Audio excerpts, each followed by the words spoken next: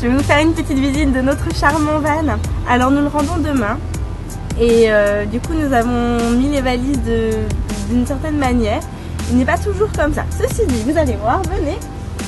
Ici nous avons un charmant petit espace normalement vide avec des tiroirs de rangement, des couverts, des bols et d'autres choses qu'on peut mettre pour nous.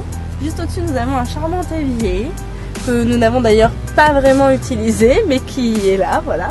Là nous avons des placards de rangement dans lesquels nous avons rangé notamment la nourriture. Et ici nous avions rangé la poubelle. À l'intérieur il y a des cintres et c'est profond. Ici nous avons un micro-ondes et un frigo. Et au-dessus, les plaques. Oui, oui, oui, les plaques pour cuisiner. Ensuite, poursuivons avec ce charmant espace.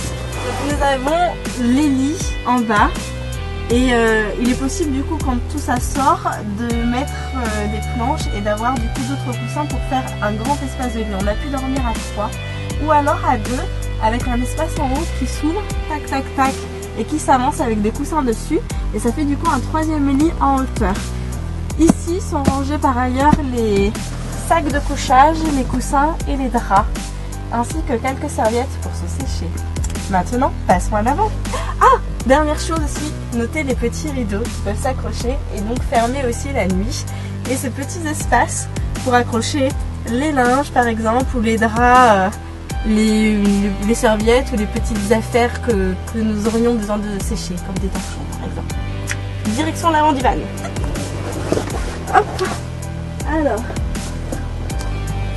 ici, portière côté passager parce que nous sommes en Australie et que le volant est de l'autre côté. Petits espaces de rangement, petits espaces de rangement.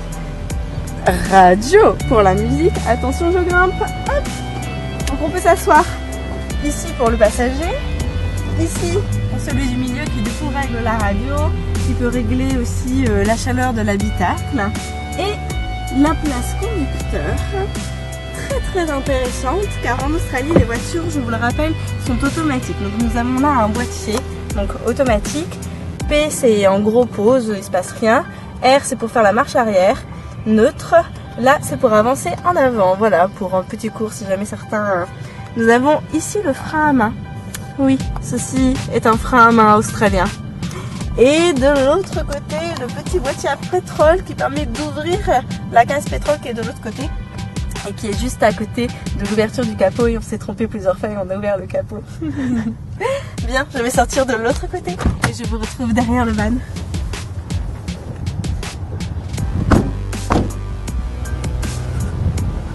Nous avons ici de jolies marches qui permettent d'accéder aussi au van par l'arrière. Nous l'avons très peu utilisé mais c'était pratique pour ranger les valises ou les sortir lors de nos petits moments passage nuit, passage jour. De ce côté-ci du van, nous avons un élément très important, la prise électrique.